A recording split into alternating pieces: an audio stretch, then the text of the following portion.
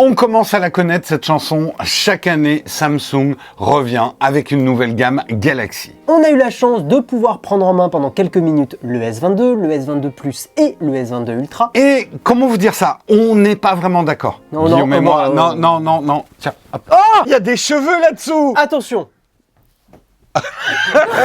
Maintenant qu'on a répondu à la question qu'y a-t-il sous la casquette de Guillaume, on va répondre à une autre question. Est-ce que cette gamme Samsung de cette année est harmonieuse? Est-ce que le S22 Ultra est une fausse note, ou plutôt un faux note? Vous allez nous aider à départager.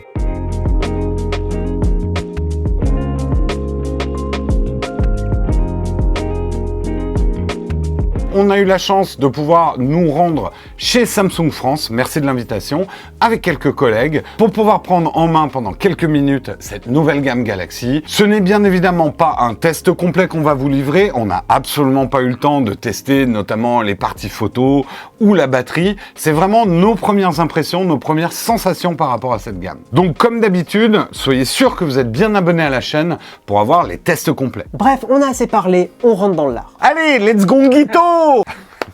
Ça va?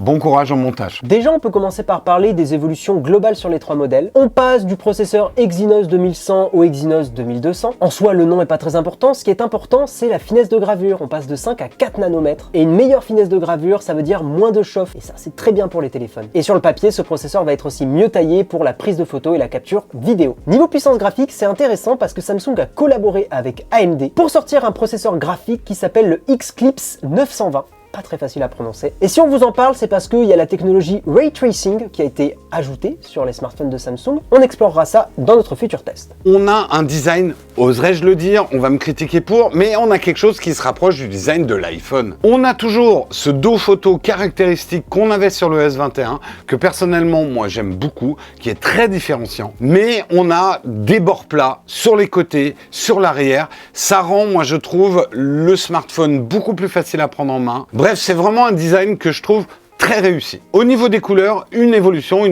dans le bon sens. On a du blanc, on a du rose, on a du vert, on a du noir. Et ben, le vert est magnifique. C'est une couleur très tranchée. Je pense qu'elle va pas plaire à tout le monde. Très différenciante. On n'est pas dans ces couleurs, ouais, on a mis du vert, mais pas trop, parce qu'on sait jamais si les gens n'aiment pas le vert. Là, on a du bon gros sapin de montagne qui s'affirme. Par contre, ce nouveau design un peu plus en finesse a demandé des compromis. Et le compromis auquel on pense en premier, eh bien, c'est la réduction de la capacité de la batterie. L'année dernière, on était à 4000 mAh, ce qui était pas mal. Cette année, on passe à 3700. Quand on sait que la batterie, c'est l'élément qui s'use le plus vite dans un téléphone, voilà, on trouve ça un peu dommage. Alors après, pour donner un peu de positivité, Samsung dit que le nouveau processeur consomme moins, qu'il est mieux optimisé, que One UI aussi a été mis à jour pour consommer moins. À tester.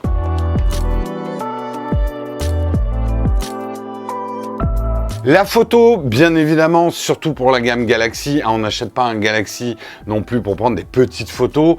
Ils sont connus pour des très hautes performances et cette année, Samsung nous dit qu'ils ont fait très fort. Alors nous, évidemment, on n'a pas pris de photos, hein, on l'avait quelques minutes en main et puis c'est pas comme ça qu'on aime les tester. On va déjà spéculer sur la fiche de spec, parce qu'on aime ça, la spéculation, la spéculose, tout ça. Mais bien évidemment, et c'est quelque chose qu'on a retenu sur les derniers tests de flagship, aujourd'hui, en photo avec smartphone, la composante traitement informatique de l'image est devenue vraiment prépondérante et c'est là-dessus manifestement que Samsung a fait beaucoup d'efforts. Parlons des spécifications du S22 et du S22 Plus. Le Ultra, c'est pour après. On a 3 modules photo. Le classique ultra grand angle, téléphoto. L'ultra grand angle, ça va être simple. C'est la même chose sur le papier que l'année dernière, donc on va compter sur le traitement informatique de l'image pour peut-être voir des améliorations. Concernant le grand angle, là c'est un petit peu plus curieux et un petit peu plus intéressant, parce que l'année dernière, on avait un capteur de 12 mégapixels, et cette année on se retrouve avec 50 mégapixels. Mais si on ne s'arrête qu'aux mégapixels, ça ne suffit pas, il faut prendre en compte la taille des photosites. En gros, c'est la taille des petites cellules qui vont capter la lumière, pour schématiser un peu. Et donc, très étrange, cette année, les photosites vont être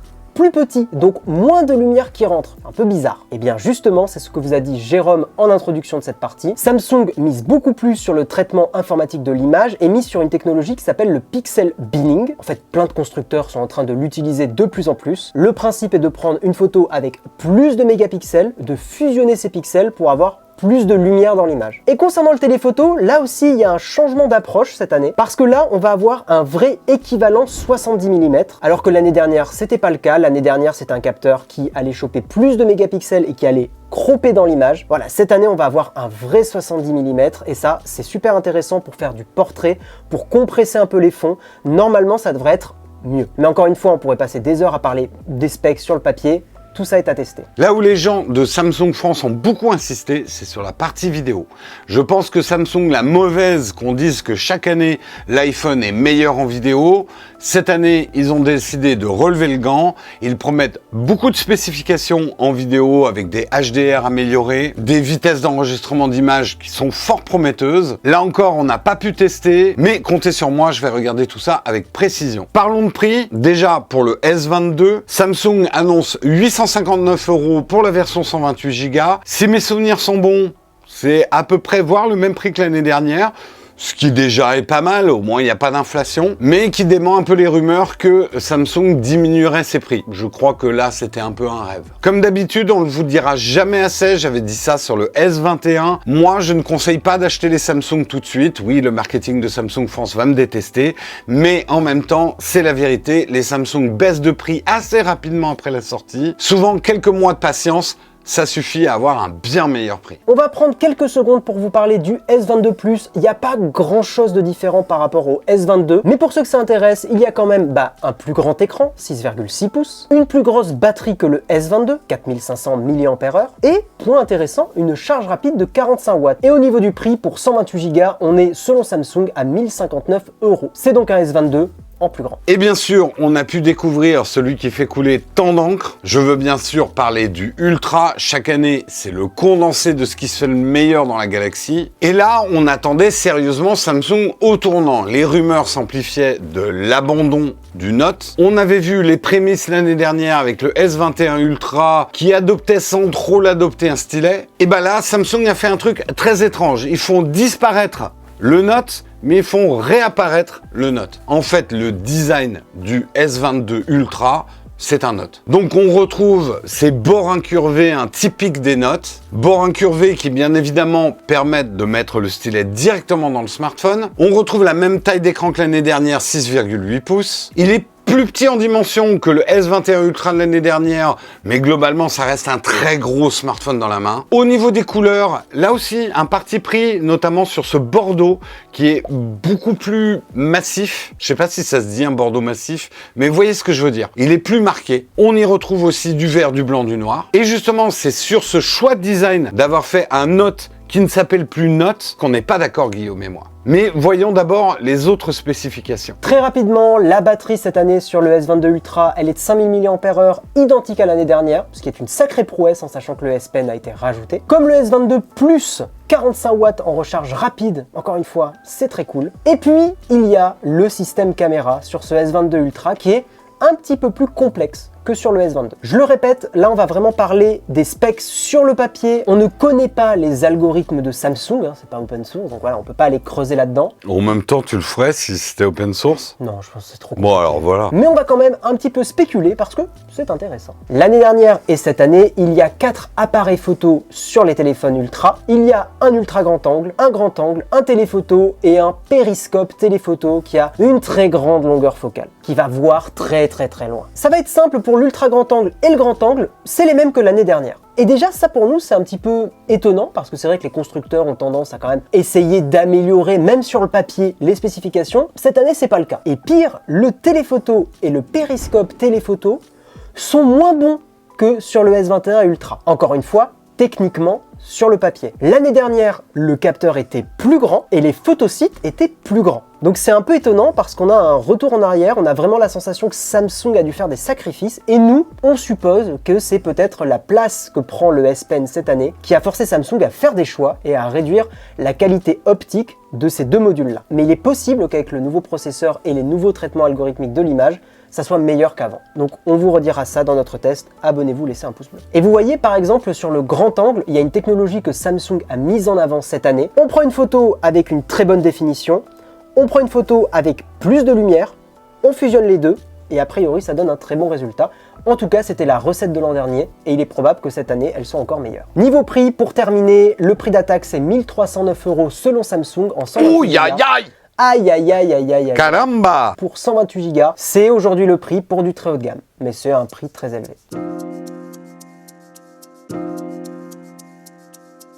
C'est l'heure du débat. Guillaume et moi, nous ne sommes absolument pas d'accord. On n'est pas d'accord sur le design de l'Ultra et des choix marketing de Samsung. Donc, ça va être à vous de compter les points. Qui a tort, qui a raison. Team Jérôme, Team Guillaume. On vous attend dans les commentaires. J'ai raison, votez pour moi. Super programme, monsieur. Moi, effectivement, c'est pas que j'aime pas ce Ultra, mais c'est pas un Ultra, c'est un Note. Et je me mets à la place. Moi, j'aime bien le Note. Why not? Why not? J'ai même pas fait. Oui, t'as même pas fait ça.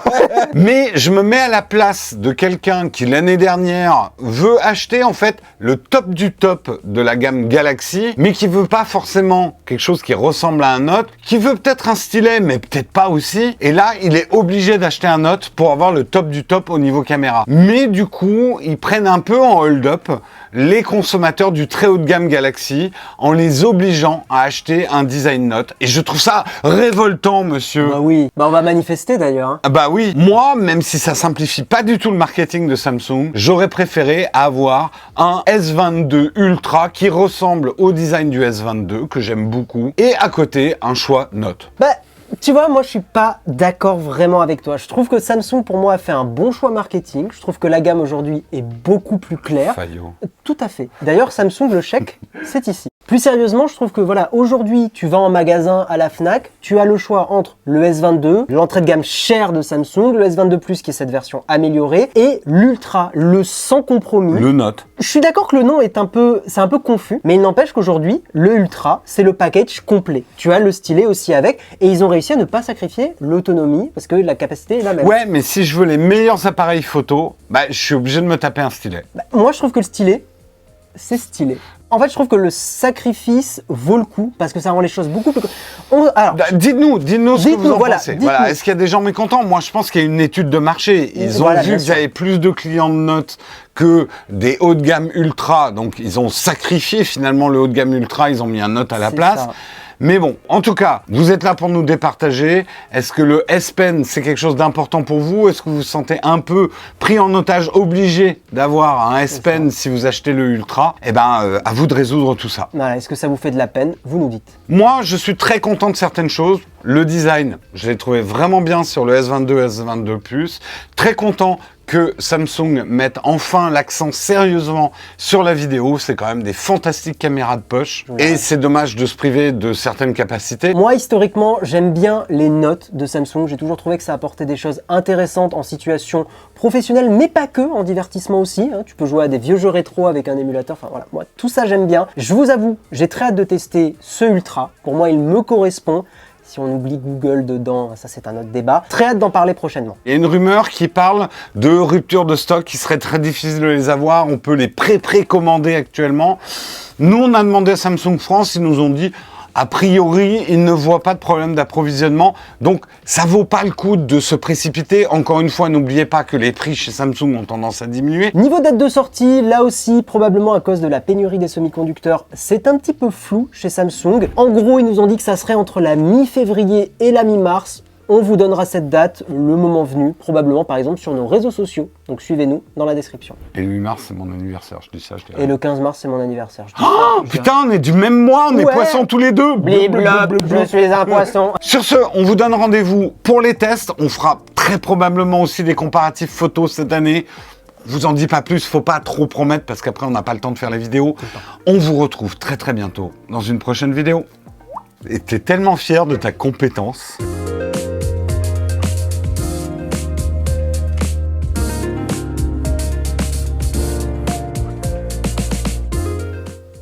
Merci d'arrêter tes conneries. Bliblop. Oh bordel. Bah allez, go, il faut qu'on soit efficace là. Ah non. Bah si. Ah non, non, tu fais parce que moi j'assume absolument pas. Let's go Guito. C'est horrible tes blagues, c'est horrible, tu me contamines avec tes conneries. Avec tes simagrées. Maintenant que nous avons posé la clé, découvrons la gamme.